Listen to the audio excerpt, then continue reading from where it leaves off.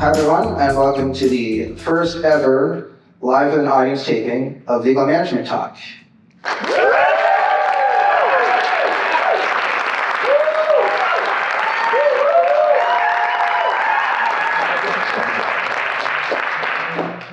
So this is a lot. I know. That's a lot. That's all right. That's good.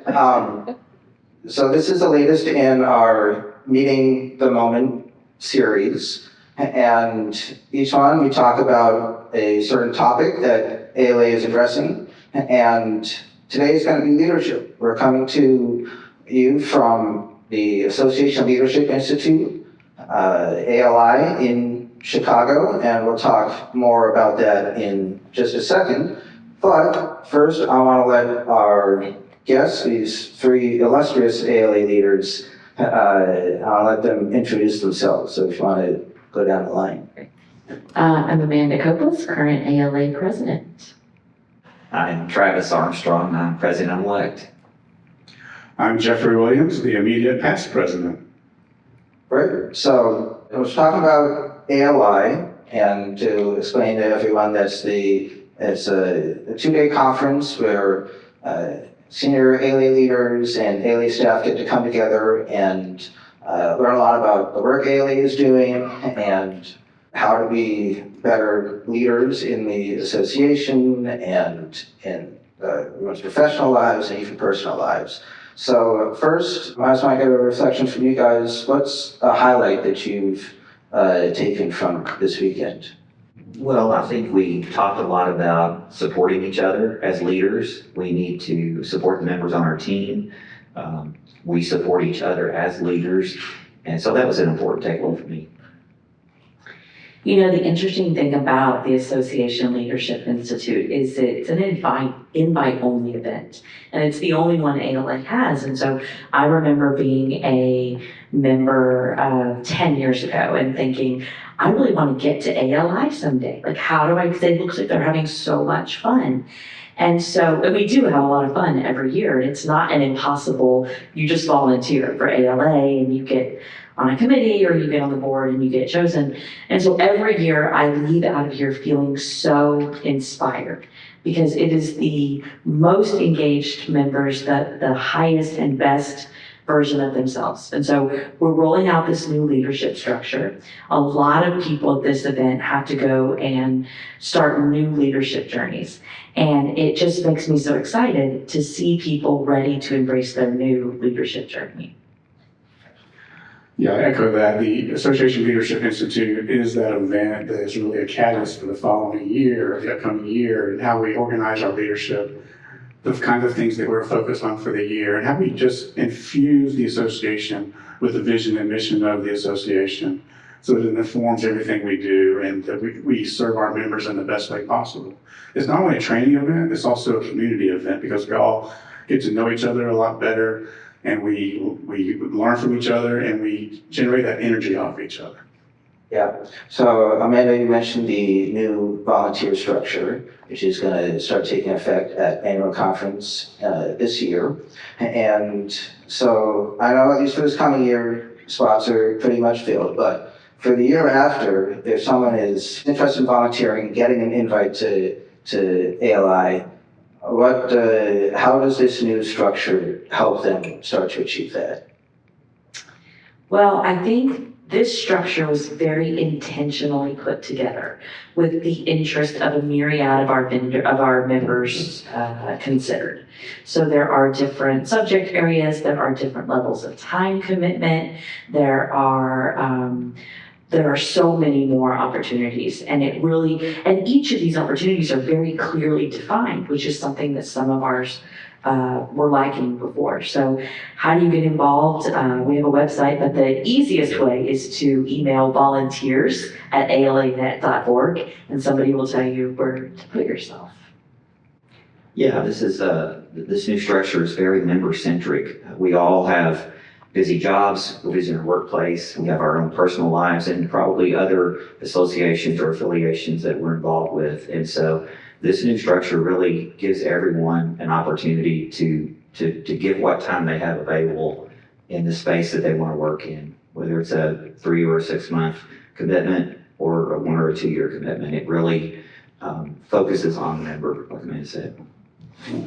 It also is a change. It's a change from the past and the way we've been doing things. And I'm proud of our association for really leaning into what the future holds for our members, for our volunteer leadership, so that we could create a structure flowing from the new strategic direction that we have organized and articulated, because it really facilitates and works hand in hand with the strategic direction much better than the previous structure. So while this changes, it's an exciting change. It really enables us and empowers us to fulfill our mission and our vision.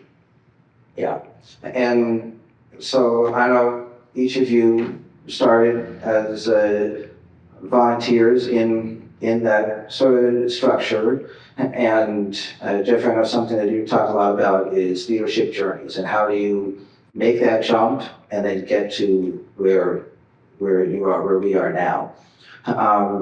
So could you talk a little bit about your leadership journey within ALA and what kind of prompted you to start and keep moving up the ranks? Absolutely. I love to tell the story because, we can approach our leadership journeys with our own resources that are within us and the things that we do to develop ourselves.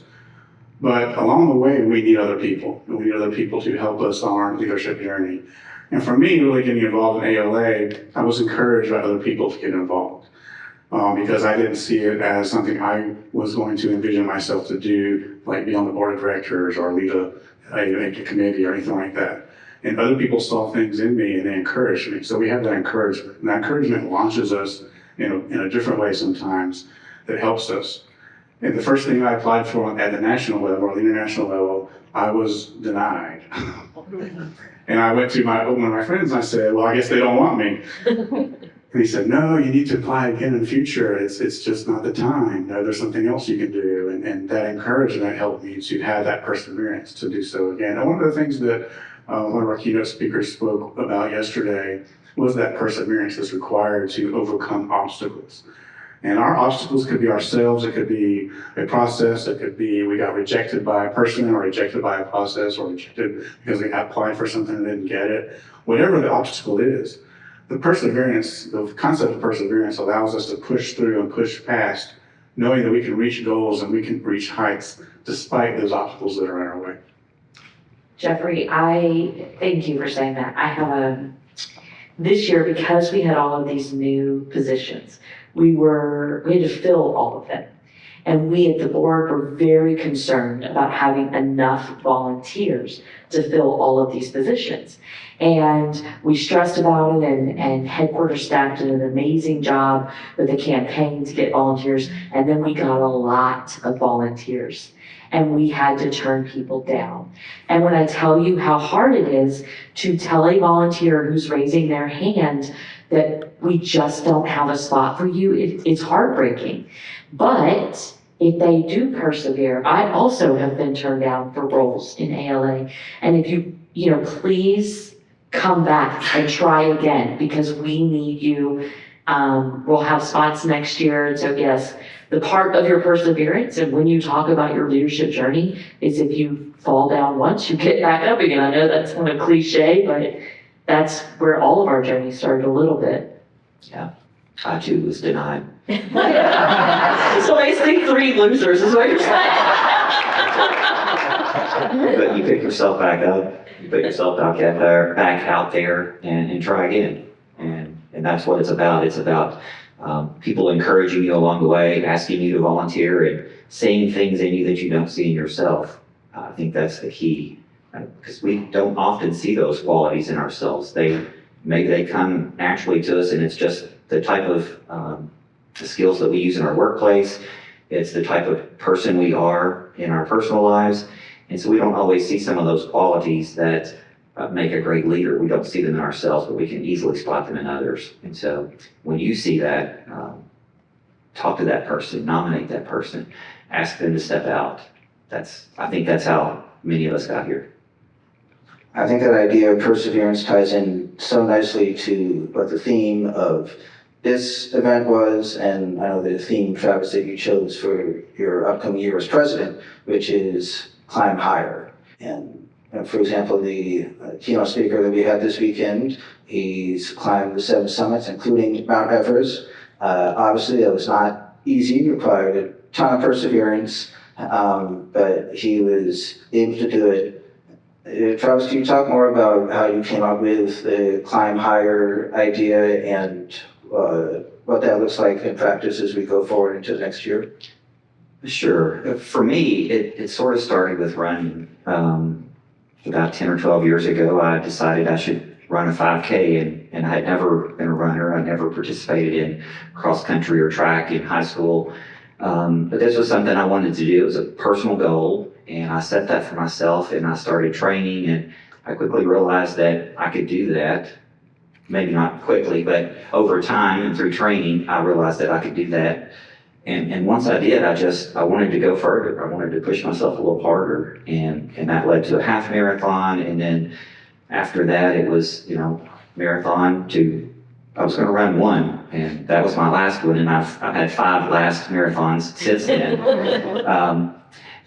which is not exactly the same as climbing or hiking, but it leads me to believe that when we push ourselves, we can do hard things. You just have to put the time in and train. You have to be dedicated. You have to push through a lot of adversity. Sometimes that's bad weather, cold weather, adverse conditions. Sometimes it's, things like diet and exercise. But you have to push through those things. And I think that is true of leadership too. There will be a lot of bumps along the road. We talked about navigating the trails a lot this weekend and having a good guide. And those things are important in your leadership journey as well as when you're hiking or climbing a mountain or running a marathon.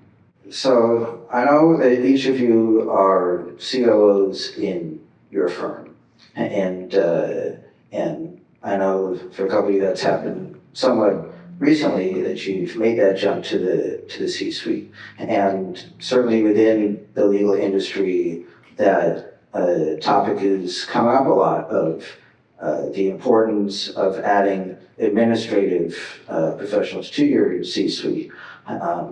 And so I was wondering, Amanda, could you talk a little bit about why you made that jump and the impact that's had on your career? Well, I'll tell you, first and foremost, it wasn't my choice because I wanted to have that title. Because to me, it was reflective of the job that I was doing. My title was executive director, but actually ALA and the resources it provides and my friends and colleagues helped me make that. I got some job descriptions from friends. I compared it to what my role was. I looked to these 2 leaders here who both had that title and used that to promote myself to get the C-suite title. And Geoffrey will tell you this, and he and I have spoken on this together before, because it's not just the title, right? It has to align with you being a business leader. And I recently heard it described that a law firm is ready for a COO when they are able to take the advice of the business leader, even if they don't agree with it. If you look at the legal industry and how it's evolved from a boutique professional service to a business and a profitability analysis that's required to run that business, the law firms are learning to lean on their business leaders. And some do it, have done it for longer than others, and some are heading that direction knowing that that's what they need to do. Others are heading that direction because they have no choice, and the ones who don't have that direction probably won't be around longer in the future, much longer in the future. I think it's important for us as ALA members to understand and realize that the resources that we have, the educational opportunities we have, the peer network that we have, helps us run a law firm like a business and helps us manage people like a business. And so when we're talking about the C-suite title, we're talking about an overall, or especially the COO, we're talking about an overall business operations professional. And our resources and network here at ALA really help us understand all the different facets of running a business. And so for me, the COO title is for someone who has expertise in all those areas, and there are many, many, many areas. In a lot of other kinds of businesses, the COO may just have an operational focus. In a law firm, the COO generally has an overall focus on every aspect of the organization, including how lawyer profitability, succession planning, how lawyers are compensated. It's just that overall broad spectrum awareness and knowledge and expertise and skills that we acquire. Yeah, I think my position, it sort of grew naturally as our firm grew. I was doing a lot of the things, and as new problems arose, I found myself, throwing my hand up and taking those on, and that could have been sometimes HR issues or marketing issues, things that I didn't have maybe expertise in, but I could manage the process and manage the folks who were performing those duties. And so it just grew over time, and that's how I found myself at the title. And also another resource that AA provides that helps with that kind of development, I would imagine, is the CLM. And the amount of studying that goes into it, and the knowledge that you gain, and what it says to your firm leadership about how ready you are to take that kind of jump, right? Right. Yeah. Yeah, soon after joining the law firm, which was almost 20 years ago, I had my CPA, I had worked in finance, I'd been a controller for a different company, but I was encouraged to look into the CLM program. And what I found through my studies was that, while I had a lot of knowledge in some areas, there were other areas that I needed to grow. And the CLM provided the resources to fill in those knowledge gaps that I had, and helped me to round out my skill set to suit the needs of the law firm. And it demonstrated to our partners, our leadership, that I had those necessary skills to effectively manage the firm, really in all aspects. And so I think that is one of the great benefits to it, is it just demonstrates to others what is involved and what that body of knowledge looks like.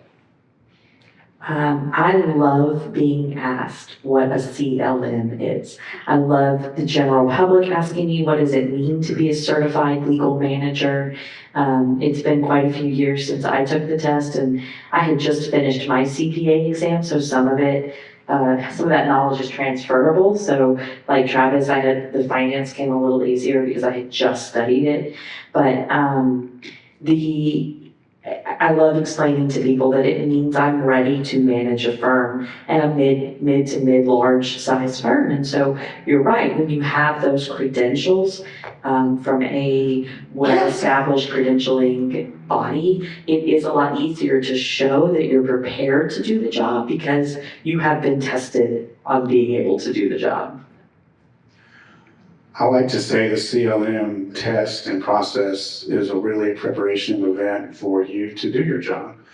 Rather than study for a test, study to be the best legal management professional you could ever be, and you'll pass the test because it has all the information. There's over 100 knowledge, skills, and abilities areas that you have to have competency in and demonstrate that competency, not only from education and preparation, but also passing the exam. And if you want to be the best legal management professional you can be, the CLM study is the way to do it, and to establish and assimilate all those competencies. And if you do that, it'll give you the passion to study for it, and you will pass the test because you become that much better of a professional in the legal profession. Our new CLM promotion project team is going to be cutting all these little clips and using them. I know. It all comes full circle back to Full circle, volunteers. yeah, full circle. Before we wrap, since we have our studio audience here, I wanted to take a little time, see if anybody has any questions for Amanda, Travis, and Geoffrey.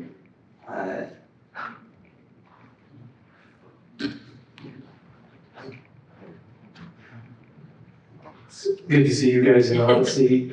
I'd love to hear what's the best leadership advice you've received in your leadership journey in the association. There's no comfort in standing still. Is that what he said this weekend, something like that? That's right. That's where I was going. From. That was a quote from David Snow, the climber who climbed the 7 summits. He said, "There's no comfort in sitting still. You have to get outside your comfort zone."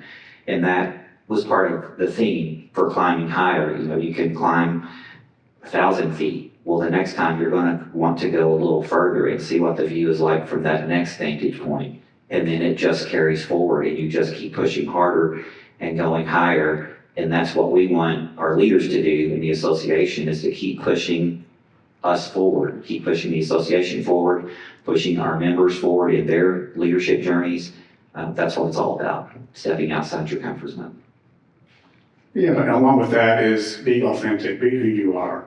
Tell your story, get familiar with your own story, help other people tell their story and to lean into theirs. Because being authentic and being who you are really makes you the best leader you can be. ALA is a thought leader in the legal industry. Can you speak to what ALA is doing for its members in terms of bringing awareness to artificial intelligence? Ooh, that's my favorite topic. I probably should have used AI to get this answer prepared for you. But one of the things I'm most excited about is we have a half-day conference that we have put together that is going to be before annual conference this year. And it is called Cutting Through the Chatter, and it's going to really be a deep dive for management professionals to look very carefully at a higher level than what you would get at other things that ALA is doing. So I'm really excited for the half-day conference. Of course, we want you to stay on for that. It was a topic in our virtual conference that we had a few weeks ago, I think at this point, and we've done some roundtables as well. So we are preparing leaders to lead this conversation in their firms. Yeah, and I would just add that that's not just for members. If there are peers that you know in legal who are not members of the association but could benefit from some training around artificial intelligence, invite them to that conference. It's going to be just focused on AI. I'll add a little bit of a different nuance. A lot of industry groups are talking about AI. The world is talking about AI. For example, the ABA has their take on what it means to introduce AI in a law firm. Other organizations are talking about their aspects. For us, we are the ones who have to know everything about AI in a law firm. And so we have a network of people who are dealing with this on the front lines, all of you, all of us, all of our members. So we have the resource in each other. How are you guys handling AI? How's AI affecting your time and billing model? What are you doing with your discovery process? How is AI affecting your staffing? You know, what are your law firms dealing with on a day-to-day basis? Because our lawyers and our owners are looking to us to figure all that out. And so while other groups have their take on it, here at ALA, we want to make sure that we provide the resources for us to handle every aspect that you can think of, anywhere from ethics to the practical application to how it affects our time and billing model. It's almost as if we have to know a little bit of everything. I think we do. So speaking of knowing everything, can you speak to I'll go first. Can you speak to the resources that ALA has that are available to us for our mental health? Yeah. Yeah, the association has been providing mental health and first aid training for several years now. I think that was a product of the COVID pandemic where we were all stuck at home. We were boxes on a screen on Zoom or Teams, and there was an increase in awareness of mental health issues during that period of time, and it was something that our members kept asking for. And so the association went out and looked at what resources were available and how could we bring those to our members in a format that was going to be meaningful and beneficial, and we did that. There are local chapters that have taken steps toward addressing mental health, many of them doing the same things, but providing resources, providing a safe space for members to share, and really just helping to try and remove the stigma that seems to have permeated mental health issues for years and years and years. And I think we've made progress, both as an association and just as a general public. But to the extent we can continue that and move that forward, I would love to sit here and talk about this subject, and we're not talking about mental health, we're just talking about health. Because that's what it is at the end of the day, it's just health. Erin Carter, our executive director, was just quoted in an article, and I bet you have the name of it on that sheet of paper. That, can I see it real quick? Awesome. It was the addressing the well-being crisis in legal that we had a podcast about, and Erin was in an article on Business Law Today about 5 strategies firms can use to make mental well-being a priority. So we're out there talking not just within our association, but with the general legal community, and I guess the community at large. Again, our members are on the front lines. And we have to deal with it on every aspect in every area in our firms. The fact of life is that life is stressful and people are going through all kinds of things. We don't have to articulate, you already know, the conflict environment in which our society is dwelling right now. And everyone in our firms are dealing with it, including ourselves. So mental health really is a holistic approach to how we grow as individuals and people and helping other people survive and cope through life, and how we help our employees, how we help our lawyers.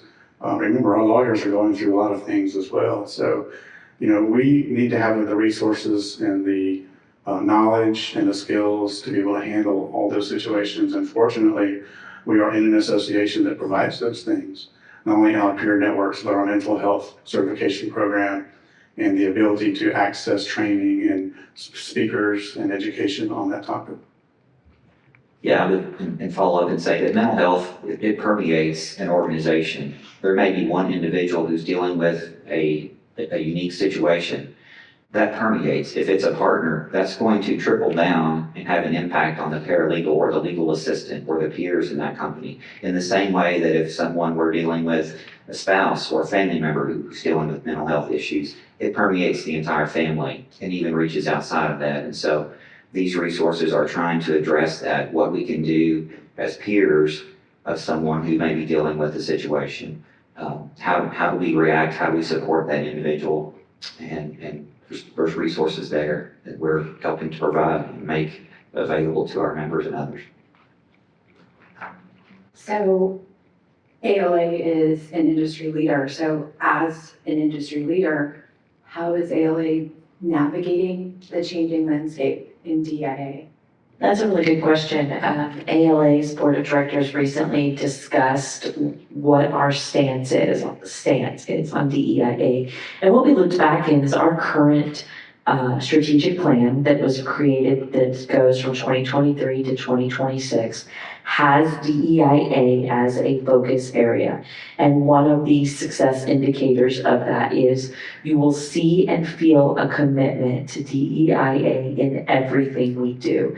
We created a DEIA advisory council that is a volunteer group where members from that group are going to be on the front lines with all of our other volunteer groups. So when you see an event project team planned, there's going to be a representative from this advisory council advising them on things that may be impactful. We recently issued a statement that said ALA's role in this area is to support our members. And that's not just in this topic. Our role is to support our members, but it's to support our members in what they may need around this particular area, because you may have a law firm being sued and you as an administrator have to help lead your firm through that. You may have employees who are struggling and you as an administrator have to help lead yourself through that.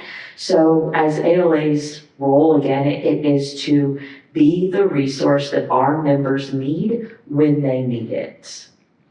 Well said. Yeah. Ditto. It's still a critical part of who we are, and we haven't deviated.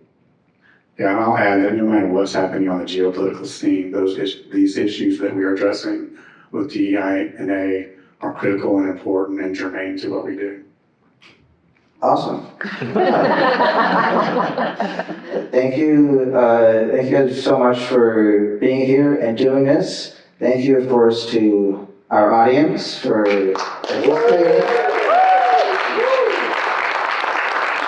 And as always, thank you to everyone who listens to us, or watches us on YouTube, subscribes to our channel. Really appreciate it. And you can always learn more about ALA at alanet.org. Thank you, Justin.